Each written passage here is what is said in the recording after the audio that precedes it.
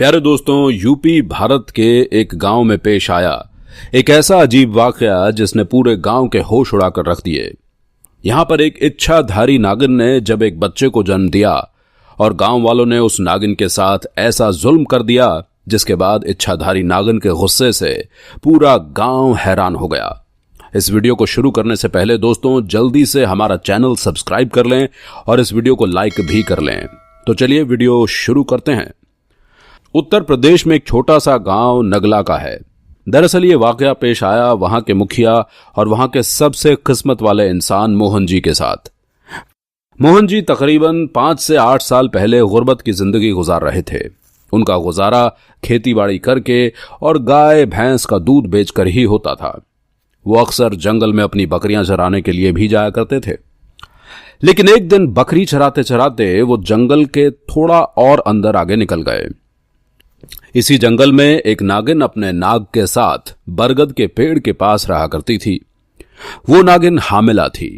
शाम का वक्त था और मोहन जी जब उस पेड़ के पास से गुजरे तो उन्हें वहां पर एक तेज चमकती हुई चीज दिखाई दी। लेकिन साथ ही वो दोनों नाग नागिन भी वहां मौजूद थे। उन्हें देखकर वो थोड़ा सा डर गया और फौरन ही वहां से घर की तरफ भागा। मोहन इतना घबरा गया था कि उसने पीछे मुड़कर भी नहीं देखा, क्योंकि उसे डर था कि कहीं वो नाग नागिन उसे डस न लें। लेकिन उस रात उसके ध्यान में वो चीज जो चमक रही थी वो बार बार आ रही थी। वो इतना तो समझ गया था कि हो ना हो वो बहुत ही कीमती चीज है और अगर वो मुझे मिल गई तो मैं भी किस्मत वाला हो जाऊंगा। लेकिन सबसे बड़ी मुसीबत ये थी कि वो नाग नागिन वहीं पेड़ के पास हमेशा और चमकती चीज के पास ही रहते थे। अगले दिन वो वापस उसी बरगद के पेड़ के पास गया और कुछ दूर खड़े होकर छुपकर उस पेड़ के पास नाग नागिन को देखने लगा। कुछ देर देखने के बाद उसने ध्यान किया कि नागिन तो हामिला है। उस रात वो घर में आकर सोचने लगा कि ये अच्छा मौका होगा। जब नागिन अपने बच्चों को जन्म दे रही होगी तभी वो नागमणि की चोरी कर लेगा, क्योंकि उस समय नागिन तकलीफ में होगी। नागिन कुछ नहीं कर सकेगी। अब बस नाग को ही मारना होगा।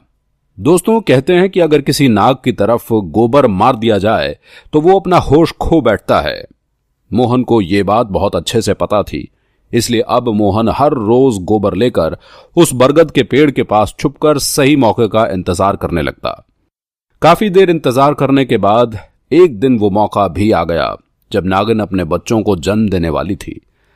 तभी चुपके से मोहन ने नाग के मुंह पर गोबर दे मारा और साथ ही में एक बड़ा सा पत्थर लेकर उसे दे मारा। वो नाग तो उसी समय मर गया। फिर उसने नागिन और उसके बच्चों को भी उसी पत्थर से कुचल दिया और उस मणि को उठाकर जल्दी से अपने घर की तरफ निकल पड़ा। लेकिन उधर नागिन किसी तरह से बच गई थी। वो बस बेहोश पड़ी हुई थी। जब नागिन को होश आया तो उसने अपने बच्चे और शौहर को मरा हुआ देखा तो उसके दुख दर्द का ठिकाना ही ना रहा। उसका तो जैसे संसार ही उजड़ गया था और वो उस लम्हे गुस्से से पागल हो गई और उसने अब मोहन से बदला लेने की ठान ली थी। दोस्तों नागिन अपने नाग का बदला किसी भी हालत में उस शख्स को मारकर जरूर लेती है जिसने उसके नाग को मारा हो। यहां तो उसके परिवार को ही खत्म कर दिया गया था। अब तो नागिन के गुस्से का कोई ठिकाना ही नहीं था। लेकिन नागमणि के छिन जाने की वजह से वो अपनी शक्तियों का इस्तेमाल नहीं कर सकती थी, पर अभी भी वो अपना रूप तो बदल ही सकती थी।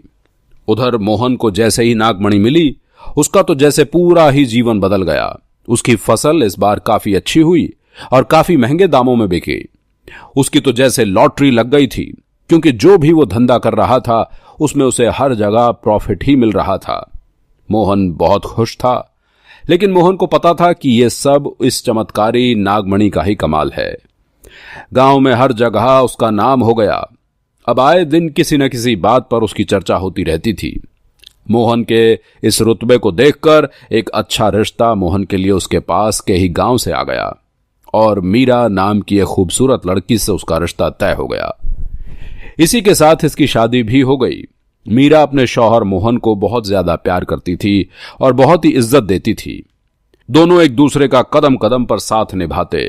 उनकी जोड़ी गांव में मिसाल बन चुकी थी। दोनों का जीवन बहुत ही सुख से गुजर रहा था। उधर नागिन ने भी रूप धरा और राघव नाम से मोहन के यहां उसका मुंशी बन गया और मोहन का एतबार जीतने लगा। मोहन भी राघव की वफादारी को देखकर उसे अपना भाई मानने लगा। एक दिन मीरा अपने पति मोहन के पास आती है और बताती है कि तुम पिता बनने वाले हो और मैं हामिला हूं। यह सुनकर मोहन की खुशी का ठिकाना ही नहीं रहा और उस दिन वो इस कदर खुश हुआ कि वो अपने मुंशी राघव के पास गया और बोला, देखो राघव, मेरा और कोई भाई नहीं है, लेकिन जब से तुम्हारा साथ मिला है तुम मेरे सगे भाई से भी ज्यादा बन चुके हो। आज मैं बहुत खुश हूं, इसलिए आज मैं अपनी पत्नी और तुम्हें एक खास जगह पर लेकर जाना चाहता हूं, क्योंकि मेरा इस दुनिया में तुम्हारे और मेरी पत्नी के अलावा और कोई नहीं है।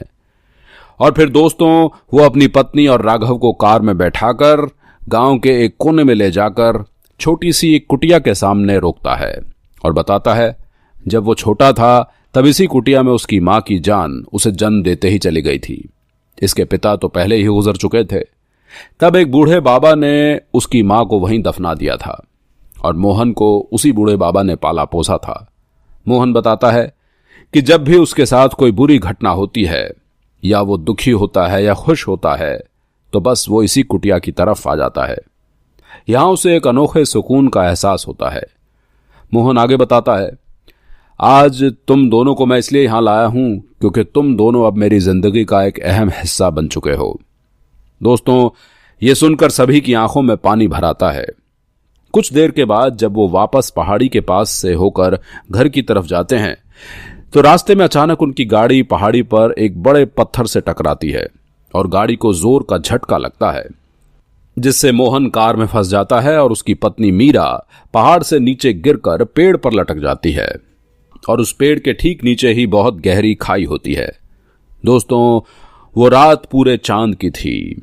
राघव अपनी शक्तियां पाकर नागिन रूप धारण कर लेता है। मोहन राघव को देखकर चौंक जाता है क्योंकि राघव अब नागिन में बदल चुका था। वो नागिन मोहन को बताती है कि कैसे एक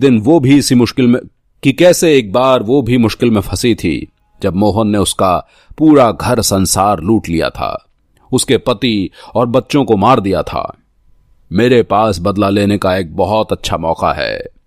मोहन घायल गाड़ी में फंसा रो रो कर नागिन को बोलता है, भले ही मेरी जान ले लो पर मेरी पत्नी और मेरे बच्चे को छोड़ दो। लेकिन तभी उस नागिन को अपनी वही बात याद आती है कि क्या होता है जब कोई अपना छिन जाता है। यह जिंदगी का सबसे बड़ा दुख है। नागिन ने मोहन का उसकी पत्नी के साथ सच्चा प्यार देखा तो उसे माफ कर दिया और मीरा को उस पेड़ से बचा लिया और दोनों को अस्पताल में छोड़कर वापस जंगल उसी बरगद के पेड़ के पास चली गई। जब मोहन अस्पताल से सेहतमंद होकर अपनी पत्नी के साथ घर वापस लौटता है तो उसे अपनी गलती का एहसास होता है और उसने अब जान लिया था कि उससे कितनी बड़ी गलती हो गई है। वो नागमणि को लेकर उसी बरगद के पेड़ के पास गया और उस पेड़ के पास उस नागमणि को रखकर फूट फूट कर रोने लगा और शाम को वापस घर आ गया। प्यारे दोस्तों, कभी कभी इंसान लालच में इतनी बड़ी गलती कर देता है कि फिर उस गलती को कभी भी ठीक नहीं किया जा सकता है और सिर्फ पछतावा ही रह जाता है। तो दोस्तों, उम्मीद करते हैं कि आज की हमारी ये वीडियो आपको जरूर पसंद आई होगी। मिलते हैं एक और नई वीडियो में। खुदा हाफिज। Bye bye.